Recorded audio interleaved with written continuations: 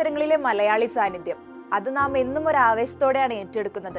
താരങ്ങളുടെ മികച്ച പ്രകടനങ്ങൾ, നേട്ടങ്ങൾ എല്ലാം തന്നെ അതേ ആവേശത്തോടെ തന്നെ ആഘോഷിക്കുകയും ചെയ്യും. എന്നാൽ ഇപ്പോൾ നടക്കുന്ന ഏഷ്യ കപ്പിലെ മലയാളി സാന്നിധ്യം അത് നമുക്ക് ആവേശമാണോ അതോ നിരാശയാണോ? പറയുന്നത് സഞ്ജുവിനെ കുറിച്ച് തന്നെയാണ്. ഏഷ്യ കപ്പിലെ UAEക്കെതിരായ ആദ്യ മത്സരം ടോസ് വിജയിച്ച് ബൗളിംഗ് തിരഞ്ഞെടുത്ത ഇന്ത്യൻ നിരയിൽ വിക്കറ്റ് കീപ്പറായി സഞ്ജു എത്തി.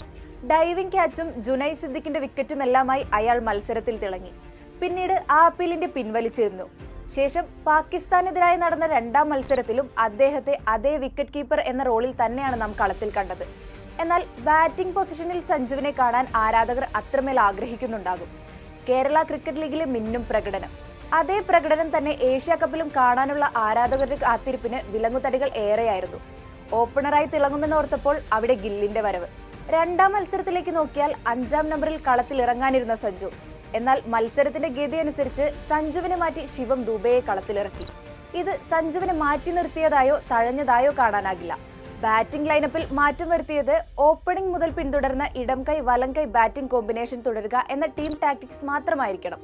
ഫിനിഷറായി ബാറ്റ് ചെയ്ത് സഞ്ജുവിനധികം പരിചയസമ്പത്തില്ല എന്നത് കഴിഞ്ഞ ദിവസം ടീം ബാറ്റിംഗ് കോച്ച് പറഞ്ഞിരുന്നു. പരിചയസമ്പത്ത് കുറവാണെങ്കിലും ഫിനിഷറായി സഞ്ജു കളത്തിൽ ബാറ്റ് വീശിയിട്ടുമുണ്ട്. ഏഷ്യ കപ്പിൽ ഗ്രൂപ്പ് മത്സരങ്ങൾ അവസാന ഘട്ടത്തിൽ എത്തി നിൽക്കുമ്പോഴും സഞ്ജുവിന്റെ ബാറ്റിംഗ് പൊസിഷനെ കുറിച്ചുള്ള സസ്പെൻസുകൾ തുടരുകയാണ്. ഏഷ്യ കപ്പിൽ തുടർ വിജയങ്ങൾ സംഭവിച്ചു കഴിയുമ്പോൾ ചില താരങ്ങൾക്ക് വിശ്രമവും സഞ്ജുവിന് സ്ഥാനക്കയറ്റവും ലഭിച്ചേക്കാം. സഞ്ജു T20യിൽ നേടിയ 861 റൺസിൽ 522 റൺസും ഓപ്പണറായാണ് നേടിയത്. ഇന്ത്യയുടെ ടോപ്പ് 3യിൽ കളിക്കാൻ കെൽപ്പുള്ളവനാണെന്ന് പലകുറി തെളിയിച്ച താരത്തിന് ഇനിയും അവസരങ്ങൾ നിഷേധിക്കപ്പെട്ടുകൂടാ.